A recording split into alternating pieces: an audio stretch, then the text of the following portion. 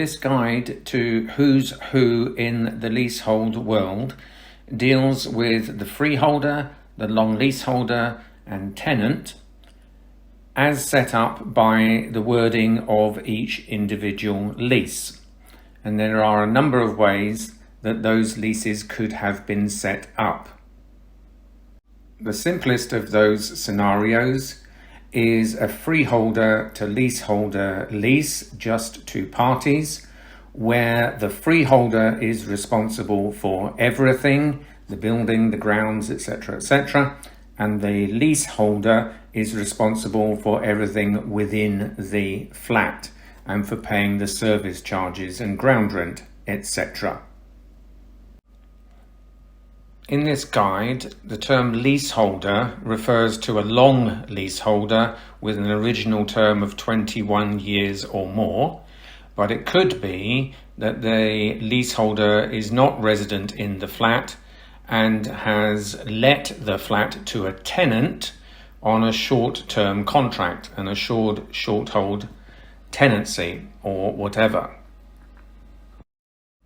Throughout this guide, we're primarily interested in the freeholder and the leaseholder, but even in the simplest of scenarios, there may well be a tenant actually occupying the flat. Now, when you investigate landlord and tenant law, you'll find that on each side of the agreement, the person to whom the rent is being paid is the landlord, and on the other side of the contract is a tenant. But in this scenario, we have more than one landlord and more than one tenant. The freeholder is the landlord of the long leaseholder, who's the tenant in that contract, but the long leaseholder is the landlord of the tenant. So using the term landlord and tenant can get quite confusing, which is why throughout this guide we're using freeholder, leaseholder and tenant. Now it could be that the freeholder and leaseholder employ an agent to do the day-to-day work. For the freeholder, that would be a managing agent dealing with service charges and repairs, etc.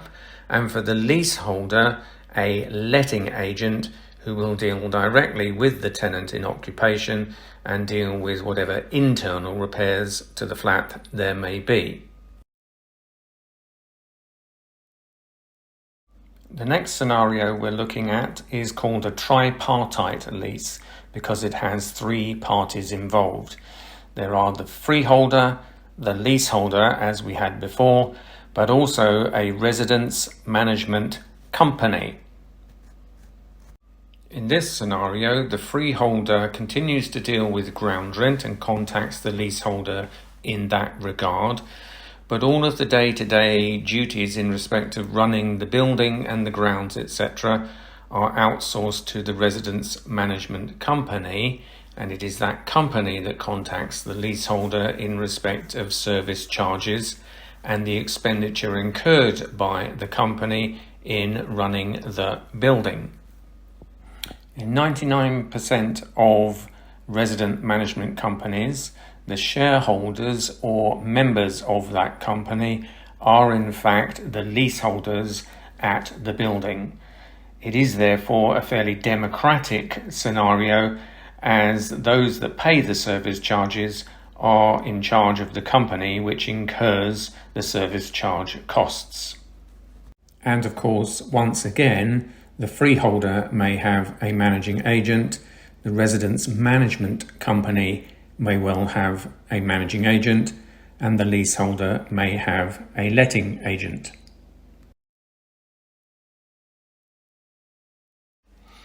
Our next scenario is where the initial simple setup of freeholder and leaseholder has been changed because at some point the leaseholders have used right to manage in order to take away the day-to-day running of the building from the freeholder.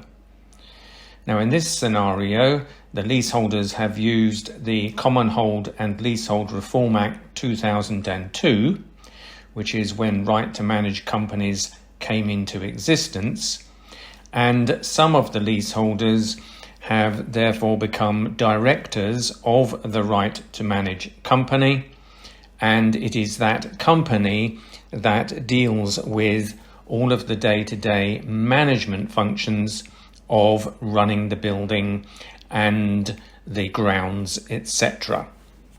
And again, it could be that the freeholder has a managing agent, the leaseholder has a letting agent, and the right to manage company employs its own managing agent.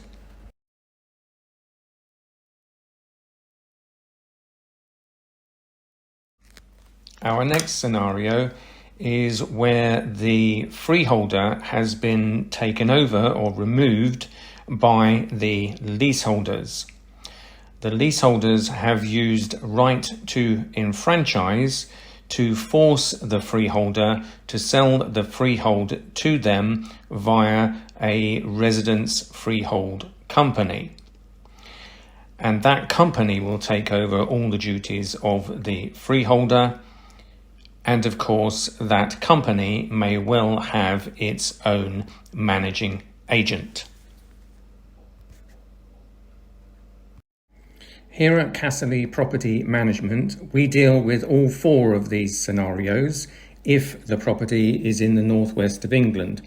So, if any one of these four is your scenario and you're looking for a new managing agent, then don't hesitate to contact us and we can discuss your requirements with no obligation. We look forward to hearing from you.